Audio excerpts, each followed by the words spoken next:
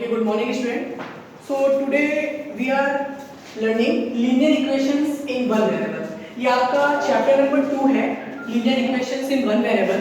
तो सबसे पहले इस चैप्टर के कुछ बेसिक कॉन्सेप्ट है उनको हम लोग क्लियर कर लेंगे और इसके बाद हम लोग इसकी एक्सरसाइज को मूव करेंगे. देखिए सबसे पहले यहाँ पर जो चैप्टर का नेम है linear equations one and variable.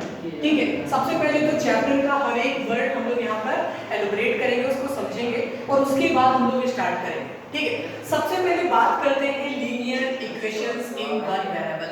One का तो मतलब आपको पता ही है, वन. ठीक है, इसके बाद वेरिएबल्स. वेरिएबल्स का मतलब होता है जैसे आप इंग्लिश में एबीसीडी पढ़ते हैं वैसे ही मैथ्स में भी जो एबीसीडी होती है उसको अल्फाबेट्स नहीं बोलते, उसको बोलते हैं वेरिएबल्स. यानी जो आपके अल्फाबेट्स लेटर होते हैं ए बी सी से लेके जेड तक कोई भी लेटर हो सकते हैं, ये सारे लेटर्स आपके वेरिएबल्स कहलाते हैं. ठीक है, यानी मैथ्स में जो अल्फाबेट्स हैं उनको क्या बोलते हैं, वेरिएबल्स बोलते हैं. इसके अलावा एक टर्म और होता है हमारा कांस्टेंट. जो कांस्टेंट वर्ड है इसमें काउंटिंग आती है, यानी 1 2 3 से लेके आपके इंफिनिटी तक. यानी जो आपके नंबर सिस्टम है 1 2 3 है, आपका जो काउंटिंग है वो कांस्टेंट कहलाता है. ठीक है, ये वर्ड्स इसलिए पहले रिलेट कर देते हैं क्योंकि ये चैप्टर में बार-बार आएंगे आपको, तो बार-बार आप मैं वहां पे ये नहीं बोलूंगा नंबर, मैं सिर्फ ये बोलूंगा constant. So you will have to understand that constant means counting and you have to know that variables means A B C. Is that clear? इसके बाद बात करते हैं कि वन का मतलब वन हो गया यहाँ पे. इक्वेशंस और लीनियर को थोड़ी देर बाद हम बताएंगे. पहले से पहले एक चीज और देख लीजिए, यहाँ पर हम बात करते हैं पावर की.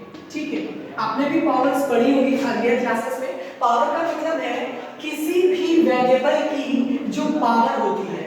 ये जैसे इसमें लिखा है x के ऊपर लिखा हुआ है यहाँ पे ना, ये x की पावर 1 है. ठीक है, मान लीजिए यहाँ पे लिखा है y की पावर 3, इसको बोलेंगे y की पावर 3. तो ये जो आप ऊपर देख रहे हो लिखा हुआ है दैट वी कॉल पावर. ठीक है, तो पावर समझ में आया, वेरिएबल समझ में आया, कांस्टेंट समझ में आया. इसके बाद अब बात करेंगे हम लोग लीनियर और इक्वेशंस की.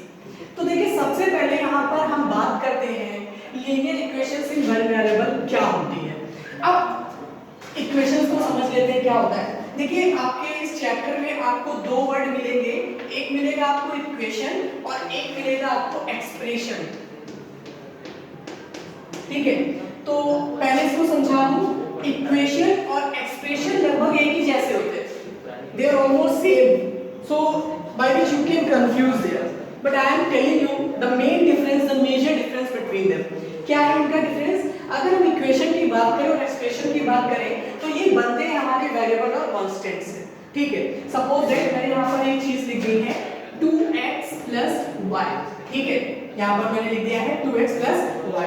तो एक्सप्रेशन जो बनते हैं इनको बोलते हैं अलजेब्रिक एक्सप्रेशन. यहाँ पे मैं लिख दे रहा हूँ अलजेब्रिक एक्सप्रेशन. यानी जब कोई मैथमेटिकल्स में वेरिएबल और कांस्टेंट प्लस के साइन से या फिर माइनस के साइन से या मल्टीप्लाई के साइन से या फिर डिवाइड के साइन से अलग होते हैं उनको हम अलजेब्रिक एक्सप्रेशन बोलते हैं. ठीक है, मैं फिर से रिपीट कर रहा हूं. अगर किसी भी वेरिएबल और कांस्टेंट को प्लस माइनस मल्टीप्लाई और डिवाइड के साइन से अलग किया जाता है तो उसे हम अलजेब्रिक एक्सप्रेशन बोलते हैं. अब इक्वेशन की बात करते हैं. अभी आपने देखा 2x + y, मैंने बोला ये एक अलजेब्रिक एक्सप्रेशन है. अब अगर ये अलजेब्रिक एक्सप्रेशन है तो इक्वेशन में कैसे आएगा, तो आपको ये याद रखना है जब वेरिएबल्स और कांस्टेंट मिलके अलजेब्रिक एक्सप्रेशन बनाते हैं और अगर उनको इक्वल्स टू के साइन से अलग कर दिया जाए तो वो हमारी इक्वेशंस कहलाती है. यानी फिर से देखिएगा, अभी ये अलजेब्रिक एक्सप्रेशंस है लेकिन अगर ये अलजेब्रिक एक्सप्रेशन आपके इक्वल टू के साइन से अलग हो जाते हैं, यानी इसमें इक्वल टू का साइन आना कंपलसरी है, जरूरी है. अगर इक्वल टू का साइन आ जाएगा तो वो अलजेब्रिक एक्सप्रेशन चेंज हो जाएगा किसमें, इक्वेशन में. ठीक है, तो समझ में आया आपको वेरिएबल, इक्वेशन और अलजेब्रिक एक्सप्रेशन. ठीक है, अब इसके बाद हम लोग बात करते हैं लीनियर क्या होता है. तो लीनियर का मतलब होता है, वैसे ये टाइप्स ऑफ इक्वेशंस होती हैं. अभी आप अपने आगे की क्लासेस में पढ़ेंगे linear equation, quadratic equation, cubic equation, by quadratic equation, monomial, binomial, trinomial, polynomial. लेकिन फिलहाल आपको इस क्लास में सिर्फ आपको लीनियर इक्वेशन से वन वेरिएबल पढ़ना है. इसको वन वेरिएबल क्यों कहते हैं बताएंगे वो बात पे. पहले यहाँ पे देखिए लीनियर क्या होता है. लीनियर का मतलब है अगर किसी ध्यान से सुनिएगा, वेरिएबल कुछ भी हो सकता है, a भी हो सकता है, x y z कुछ भी हो सकता है, etc। यानी कि अगर किसी वेरिएबल की पावर, हाईएस्ट पावर 1 है तो वो हमारा लीनियर इक्वेशन कहलाता है। ठीक है, जैसे मान लीजिए मैंने यहाँ पे लिख दिया x = 3, तो ये हमारी एक लीनियर इक्वेशन है। इक्वेशन इसलिए बोल रहा हूँ क्योंकि यहाँ पे इक्वल टू का साइन लगा हुआ है। अगर मैं सिर्फ इतना लिख दूँ x, तो इसका मतलब है ये लीनियर एक्सप्रेशन है। अभी आपकी इस एक्सरसाइज में दोनों मिलेगा, लीनियर एक्सप्रेशन कहेगा तो उसमें भी आपको x की पावर 1 दिखेगी, यानी हाईएस्ट पावर किसी भी वेरिएबल की 1 होगी तो वो लीनियर कहलाता है। ठीक है, लीनियर का मतलब 1 होता है। तो अगर किसी की मैक्सिमम पावर 1 है तो वो लीनियर है। ठीक है, अगर उसमें इक्वल टू का साइन नहीं लगा तो वो लीनियर एक्सप्रेशन है, और अगर उसमें इक्वल टू का साइन लग गया है और आगे कुछ भी लिखा हुआ है, डजंट मैटर, तो वो आपका लीनियर इक्वेशन कहलाता है। सेकंड थिंग आपको ये याद रखना है कि जब लीनियर इक्वेशन लिखी जाती है तो किसी की, जैसे आप मल्टीप्लाई में लिखते हो, जैसे मैंने लिखा है यहाँ पे 3, इनडायरेक्टली ये क्या लिखा हुआ है, ये लिखा हुआ है 1 × 3 यानी कि 3, यानी 3 को हम ऐसे भी तो लिख सकते थे 1 × 3, लेकिन मैथ्स में 1 को लिखा नहीं जाता है अगर वो मल्टीप्लाई में आता है तो। वही चीज हमको यहाँ पर वेरिएबल्स के साथ भी करनी है, यानी जब भी आप यहाँ पे लीनियर इक्वेशन लिखेंगे तो उसमें x की पावर 1 को नहीं लिखा जाएगा, यानी ये 1 ऐसे लिख दिया है। आपसे बोलेगा पहचानिए ये क्या है, तो ये लीनियर एक्सप्रेशन है, और अगर अब मैं कहता हूँ ये क्या है तो ये लीनियर इक्वेशन है। Is that clear? इतना क्लियर है आपको? तो फिर से एक बार इसमें गैप मारते हैं। वेरिएबल्स का मतलब आपकी एबीसीडी, कांस्टेंट का मतलब आपका नंबर, और यहाँ पर इक्वेशन का मतलब हो जाएगा अलजेब्रिक एक्सप्रेशन को अगर इक्वल्स टू के साइन से अलग किया जाए, और अलजेब्रिक एक्सप्रेशन में आपके जब वेरिएबल्स और कांस्टेंट को प्लस माइनस मल्टीप्लाई डिवाइड के साइन से अलग किया जाता है। और लीनियर का मतलब अगर किसी वेरिएबल की पावर 1 आती है, हाईएस्ट पावर, तो वो हमारा लीनियर कहलाता है, लीनियर इक्वेशन या लीनियर एक्सप्रेशन। ठीक है, इतना क्लियर है?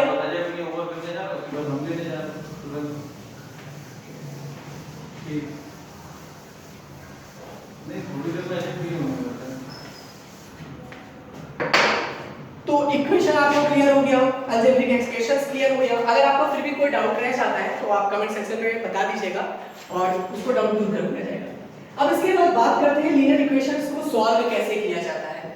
Let us start like that. आपकी कोई इक्वेशन लिखी है 2x + 3 = 7, आपसे कहेगा इसको सॉल्व करिए।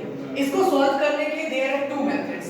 आपको यहाँ पे 2 मेथड में बताऊंगा, और आपको जो मेथड अच्छा लगेगा आप वो मेथड यहाँ पे लगा सकते हो। इसमें कोई वो नहीं है कि आपको यही मेथड यूज करना है, फर्स्ट वाला या सेकंड वाला। तो ये हमारी सबसे पहले इसमें क्या है, ये लीनियर इक्वेशन है। कैसे पहचाना? यहाँ पर जो वेरिएबल है, सिर्फ वेरिएबल से मतलब है कांस्टेंट से नहीं, वेरिएबल की हाईएस्ट पावर कितनी है 1 को लिखा नहीं जाता, इसलिए ये लीनियर इक्वेशन है। इक्वेशन कैसे पहचाना? क्योंकि यहाँ पर इक्वल टू का साइन है। 1 वेरिएबल का मतलब होता है ऐसी इक्वेशन जिसमें सिर्फ एक वेरिएबल यानी एक ही अल्फाबेट है। जैसे अगर इसमें इक्वेशन में देखिए सिर्फ x है, या यहाँ पे y है, या abc, कुछ भी आ सकता है लेकिन सिर्फ एक आना चाहिए, 2 नहीं आ सकते, यानी x के साथ y नहीं आ सकता, a के साथ b नहीं आ सकता। अगर 2 आ गए तो वो लीनियर इक्वेशन में 2 वेरिएबल्स हो जाएंगे, और 2 वेरिएबल्स आपके सिलेबस में नहीं। चलिए देखते हैं कैसे सॉल्व करते हैं। तो पहले फर्स्ट मेथड की बात करते हैं। आपको इसमें ये याद रखना है जब भी लीनियर इक्वेशंस को सॉल्व किया जाता है तो x को अकेला करना है। क्या करना है? x को अकेला करना है, यानी x के साथ कुछ नहीं, ना उसके आगे, ना उसके पीछे, ना उसके साथ में, सब कुछ आपको ट्रांसपोज कर देना है अदर साइड पे, यानी x को अकेला रखना है। कैसे करेंगे देखिए, यहाँ पे इक्वेशन लिखते हैं 2x + 3 = 7। सबसे पहले अगर आप ध्यान से देखिए तो हम यहाँ पे इसको हटाएंगे। ठीक है, अगर यहाँ पे 2x + 3 लिखा है, अगर आपको यहाँ से 3 हटाना है तो क्या करेंगे? आप माइनस कर दीजिए, ये चीज प्लस की है, हम इतनी चीज यहाँ पे माइनस कर दीजिए, जैसे बैलेंस तराजू। अगर ये इस साइड ऐसे है, अगर मुझे इसको इक्वल लाना है तो क्या करूँगा? मैं इतने पार्ट इसका या तो कम कर दूं बराबर हो जाएगा, या इसमें इतना बढ़ा दूं तो ये बराबर हो जाएगा। तो वही चीज इसमें करनी है, इसमें प्लस है तो हम इतनी चीज इसमें माइनस कर देंगे। तो आपको यहाँ पे लिखना होगा 2x + 3, आपको क्या करना है? माइनस का 3 यहाँ पे करना है। पर मैथ्स का रूल है, जो चीज आप LHS में करेंगे वो चीज RHS में भी करनी पड़ेगी, इक्वेशन का रूल है। ध्यान से सुनिएगा, जो चीज आप LHS में करेंगे वो आपको RHS में भी करना होगा, जो RHS में करेंगे वो LHS में करना होगा। Is that clear? तो मैंने यहाँ पे माइनस लिख लिया तो मुझे यहाँ पर भी करना होगा। आपको यहाँ पे लिखना होगा कि subtracting 3 from both sides। ठीक है, तो यहाँ यहाँ पे ये प्लस का 3 माइनस का 3 कैंसिल, यहाँ पे क्या बचा 2x, यहाँ पे 7 में 3 माइनस करेंगे तो क्या आएगा 4 आएगा। Is that clear? अब इसके बाद यहाँ पे क्या करना है, यहाँ पे x के साथ में प्लस माइनस वाली चीज तो हट गई, अब यहाँ x के साथ मल्टीप्लाई में 2 लिखा है। अगर कोई चीज मल्टीप्लाई है उसको हटाने के लिए क्या करेंगे, जस्ट अपोजिट उसका डिवाइड। यहाँ पे कितने डिवाइड कर दें 2, यानी हम दोनों साइड किससे करेंगे 2 से डिवाइड करेंगे। अगर LHS में किया है तो RHS में भी करना पड़ेगा। आप ब्रैकेट में लिख दीजिए क्या आपने जो भी किया है, सबट्रैक्टिंग 3 फ्रॉम बोथ साइड्स। आपको जो भी करना है मैथ्स में वो हर एक लाइन यहाँ पे लिखनी पड़ेगी। यहाँ पे ये लाइन लिखने के बाद ब्रैकेट में, अब मैंने यहाँ पे क्या किया है 2 से डिवाइड किया है तो आपको लिखना होगा dividing by 2 from both sides. ठीक है, तो यहाँ से ये 2 से 2 कैंसिल हो जाएगा, ये 2 2 जा 4, यानी x की वैल्यू कितनी आ गई 2। ये इसका सॉल्यूशन हो जाएगा, यानी ये आपका आंसर आ गया। देखिए x अकेला है, x के साथ कोई नहीं है, सीधे x की वैल्यू आ गई। ये था आपका मेथड नंबर 1, समझ में आया? इसके बाद सेकंड मेथड की बात करते हैं। सेकंड इज माय फेवरेट, क्योंकि इसमें क्या होता है ना, इसमें थोड़ा सा सोचना पड़ता है, पर सेकंड मेथड ऐसा जो बहुत आसान है, आप इजीली इसमें क्वेश्चंस को कर सकते हो। कैसे देखते हैं, सेम इक्वेशन 2x + 3 = 7। अब क्या करेंगे, हमें क्या करना है, इसमें ट्रांसपोजिंग रूल अपनाना है।